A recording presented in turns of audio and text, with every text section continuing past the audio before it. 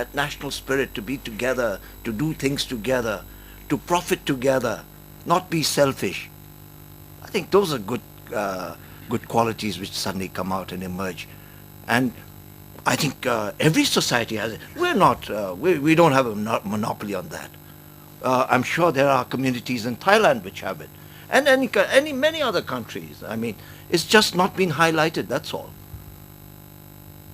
And well, in country, out country, in Bhutan, gross national happiness seems to be more popular outside Bhutan because it's nicely meant for export, because it's being propagated so much by various conferences highlighting it. So you've got ministers, people from the Gross National Happiness. Our planning commission is called the Gross National Happiness Commission. They're all going around propagating it. So, but many of us are saying, hey, come on, let's have some of it back home. You know, our guys need jobs. We've got students, thousands of students coming out. And they say, right, we can only give jobs to 130 or something, and the rest of you 800 guys got to go and find jobs. Then they'll say, what jobs? You know, a businessman yesterday on the plane was telling me, the Prime Minister has said that the country will remain carbon neutral. In order to remain carbon neutral, we cannot have the following industries. How are we going to give jobs? So there are a lot of people in Bhutan who want jobs, who need money to support their families, to make a success of their life. So the government will also have to think very serious about doing something in the country as well.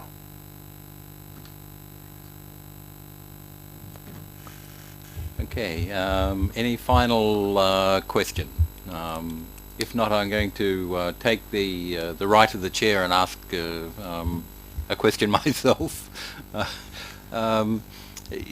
You know, in relation to gross national happiness, clearly it's a concept which has been well promoted and has given Bhutan considerable visibility in the global community. But do you foresee a time where the actual implementation of that concept will be one that is reflected in not only national plans but in legislation and enshrined in some sort of enforcement regime, or is it really just an aspirational sort of concept that is good for the external image, but perhaps not so much for national implementation? As long as it's useful, it'll carry on. When it's outlived its usefulness, it'll die a natural death. So, just like as we sit over here, we've all been through so many different stages of the world changing its focus. Like today, we can't talk about family planning anymore, or there are many other issues, and they've just sort of disappeared. And how do you know? Gross national happiness, once it's outlived, I hope it doesn't, because I think it's a nice concept to have. I think it's a nice aim and a goal to strive for and for people, because it's talking about maintenance of values, the value system. I think that's very, very important. And as long as these goals are there, and society is good, I'm sure this thing will last. But on the other hand, you never know. The future is so unpredictable. On that note, the future is so unpredictable. I can tell you the immediate future is very predictable, because we're going to go from here and we're going to go on a boat and have dinner.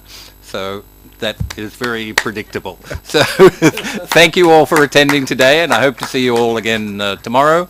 And to our online community, thank you for joining us for whatever period of the day you have joined us, and we hope to have you tune in again tomorrow.